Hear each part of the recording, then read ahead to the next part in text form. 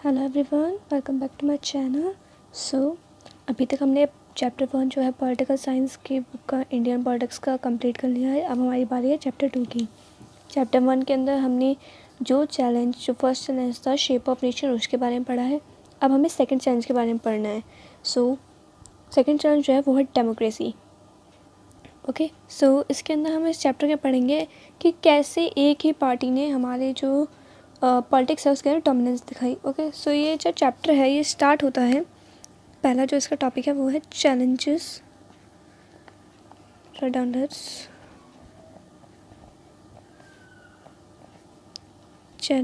Of building democracy. हमने किस तरीके से डेमोक्रेसी अपनी कंट्री में बनाई उसके बारे में हम अभी फर्स्ट टॉपिक के अंदर पढ़ेंगे। इस टॉपिक कैसे स्टार्ट है। टॉपिक के अंदर सबसे पहले आपको बताया गया है कि election commission of India setup in January 1950।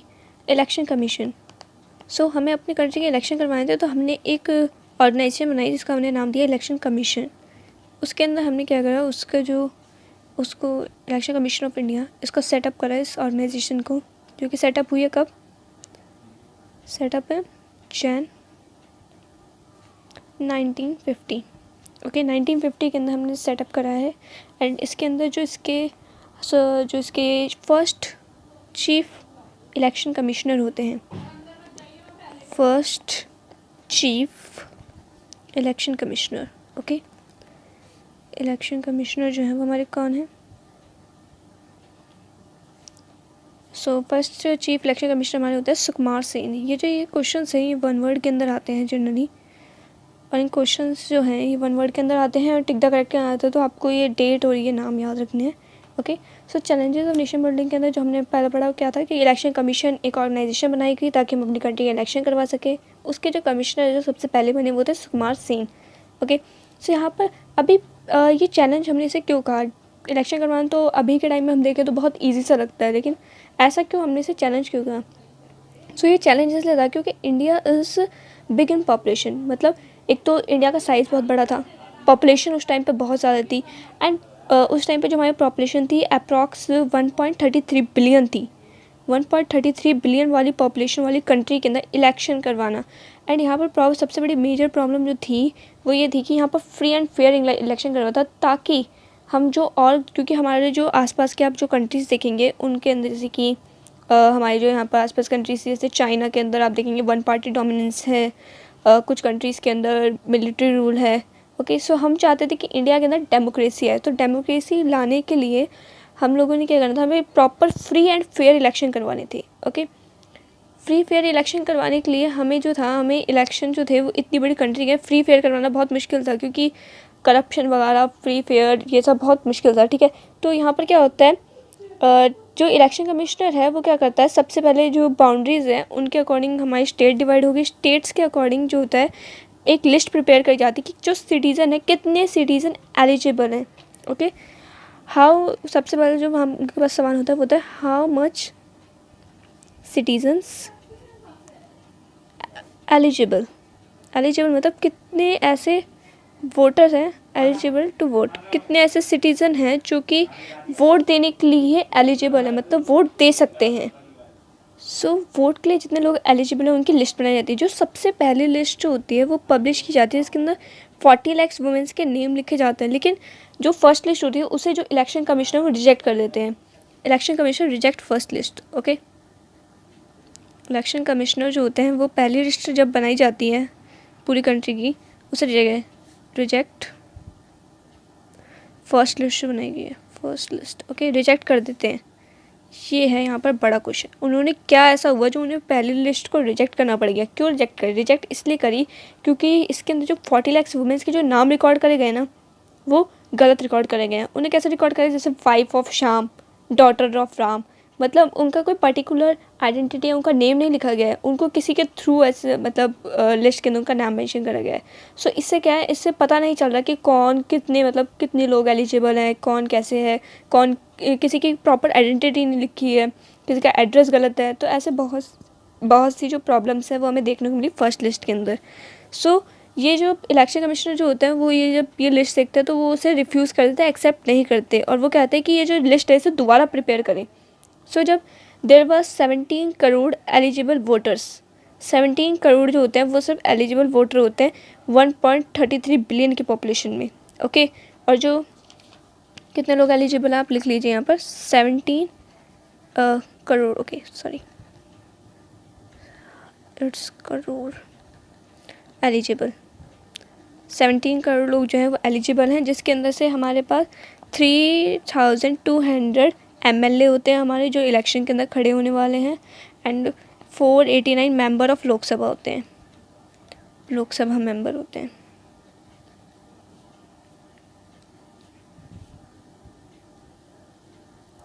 Members हैं। ओके, सो अगर देखा जाए टेक्निकल तो सिर्फ ओनली 15% लोग हैं जो वोट दे सकते हैं। अब इतनी बड़ी कंट्री है, उसकी इतनी बड़ी पॉपुलेशन है, और सब हम 15% लोगों को ये हक दें कि वो अपने कि उन्हें मतलब उनकी कंट्री को कौन रिप्रेजेंट करेगा उसे चुन सके। सिर्फ अगर हम ये हक सिर्फ 15% लोगों को दें तो ये गलत था। तो इसलिए क्या होता है, ये भी एक रीज़न है जिसकी वजह से जो फर्स्ट इलेक्शन होता है उसको जो होता है पोस्टपोन कर दिया जाता है, और उसे मतलब वो इलेक्शन नहीं हो पाता। तो इलेक्शन कमिश्नर क्या करते हैं, उन्हें ये प्रॉब्लम सॉल्व करने के लिए उन्होंने क्या करा, इलेक्शन कमिश्नर ने 3 लाख ऑफिसर्स को ट्रेन करा फॉर इलेक्शन। 3 लाख जो ऑफिसर्स होते हैं उन्हें ट्रेन कर जाता है, ऑफिसर्स वर ट्रेंड, उन लोगों को ट्रेन करा जाता है, और उनको पोलिंग स्टाफ जो पोलिंग के वक्त जो स्टाफ होता है उसको कंडक्ट करने के लिए उन लोगों को भी ट्रेन करा जाता है। ठीक है, ऐसे करके वो जो इलेक्शन कमीशन है उस प्रॉब्लम को सॉल्व करने के लिए लोगों को ट्रेन करा, और उन्होंने ये निकाला कि हमें यूनिवर्सल अडल्ट फ्रेंचाइजी का जो कॉन्सेप्ट है उसे अपनाना चाहिए। ओके, सो मैनी पीपल जो होते हैं वो मतलब बहुत से लोग होते हैं जो इस चीज़ को क्रिटिसाइज़ करता है। वो कहता है कि मतलब इतनी बड़ी कंट्री है, इतनी बड़ी पॉपुलेशन, आप कैसे फ्री एंड फेयर इलेक्शन करवाओगे। तो बाहर के इंडिया के कुछ एडिटर्स थे जिन्होंने कहा था कि मतलब ये जो इलेक्शन हो रहे हैं ये हिस्ट्री के अंदर मतलब कुछ भी नहीं है, ऐसे बकवास है, ये सब एक धोखा है। ओके, कुछ ऑर्गेनाइज़र ने अपनी मैगजीन्स में लिखा कि जवाहरलाल नेहरू जो हैं वो बहुत जल्दी अपने मतलब फ्यूचर के अंदर अपना सबसे बड़ा फेलियर देखने वाले हैं यूनिवर्सल अडल्ट फ्रेंचाइजी का। ओके, और ब्रिटिश के कुछ मेंबर्स थे सिविल के जिन्होंने कहा था कि जो जितना भी ये कंट्री है मतलब ये लोग ये जो ट्राई कर रहे हैं फ्यूचर में कभी सक्सेसफुल हो ही नहीं सकता इलेक्शन, क्योंकि इतनी बड़ी कंट्री है, यहाँ पर इलेक्शन करवाना इम्पॉसिबल है। अगर यहाँ पर होता भी है तो ये एक तरीके का छलावा है, और मतलब यहाँ पर वन पार्टी डोमिनेंस है, किसी एक को ही रूल होगा यहाँ पर। ओके, यहाँ पर जो होता है view with attachment and abrupt force to recording where the millions of illiterate. वो कहते हैं कि यहाँ के जो लोग हैं वो इतने ज़्यादा इलिटरेट है, वोट दे नहीं सकते, तो वो चुनेंगे कैसे लोगों को। अब मतलब बाहर जो होता है, बाहर की कंट्रीज़ भी हमारी बेइज्जती कर रही होती है, और फर्स्ट इलेक्शन अभी हुए नहीं है, अभी होने वाले हैं, अभी हम तैयारी कर रहे हैं। तो जवाहरलाल नेहरू के ऊपर बहुत सारे सवाल उठाए जाते हैं कि वो क्या करना चाहते हैं, हमें समझ नहीं आता क्या दिखाना चाहते हैं वो दुनिया को, कि वो सब कर सकते हैं, ऐसा हो ही नहीं सकता, इतने लोग इलिटरेट हैं, कुछ आता नहीं है, खाने की कमी है, और ये यहाँ पर इलेक्शन करवाने में लगे हुए हैं। सो नेहरू जी को कुछ समझ नहीं आता, लेकिन फिर भी वो इलेक्शन करवाते हैं। तो फर्स्ट इलेक्शन जो होता है वो सब चीज़ों को साइड में करते हुए वो क्या करता है, फर्स्ट इलेक्शन होता है conduct. So finally first election जब कंडक्ट हुआ तो वो सक्सेसफुली कंडक्ट हो जाता है। ठीक है, जो ये वाला इलेक्शन होता है 1950 के जब लिस्ट बनाई जाती है 1950 के अंदर जो हो रहा होता है इलेक्शन वो तो पोस्टपोन कर देते हैं। उसके बाद इलेक्शन होता है, फर्स्ट इलेक्शन हेल्ड होता है जो कि होता है October 90 first election held October 1951 to Feb 1952 तक। इस टाइम पीरियड के बीच में इलेक्शन चलता है, और जो इलेक्शन है वो 6 मंथ का टास्क होता है। फाइनली इलेक्शन कंप्लीट होते हैं, वोटिंग कंप्लीट होती है, एंड जो कांग्रेस पार्टी होती है वो जीत जाती है, और इसी तरीके से जो इलेक्शन है वो सक्सेसफुली इंडिया में हो जाते हैं और इंडिया के अंदर डेमोक्रेसी आ जाती है।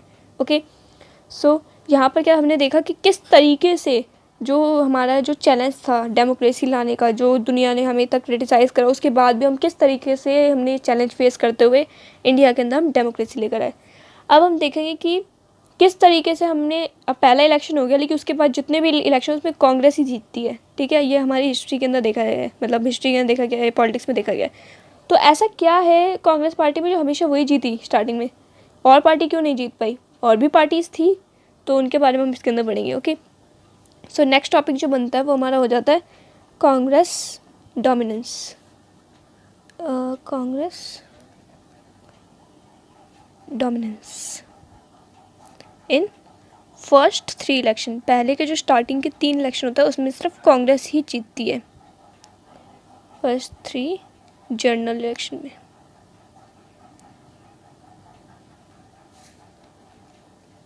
सो ऐसा क्या है कि जो कांग्रेस ही जीती है। तो इसके जो कुछ पॉइंट्स हैं वो हमारी बुक में बताई गई। कांग्रेस पार्टी जो होती है फर्स्ट इलेक्शन के अंदर उसको कितने वोट मिले होते हैं, मतलब कितनी सीट से वो जीती होती है, 364 सीट्स आउट ऑफ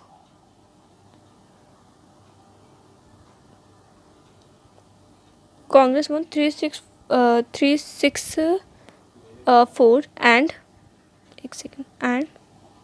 489 सीट्स।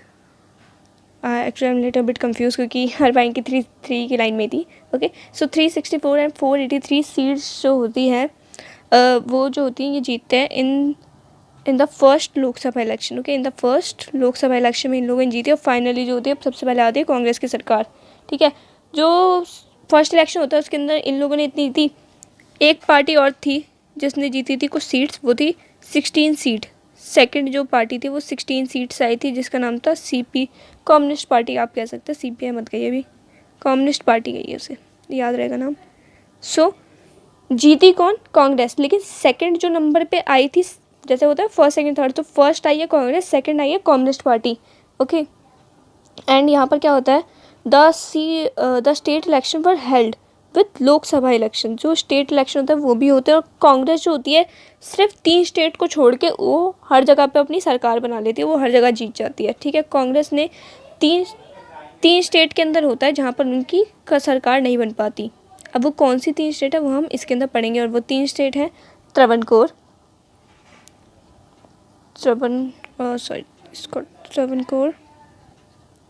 ठीक है, कोचिन, और त्रावणकोर जो को आज के टाइम में हम कोचिन के नाम से जानते हैं। ओके, और एक होती है हमारी मद्रास, और एक तीसरी जो होती है वो होती है उड़ीसा।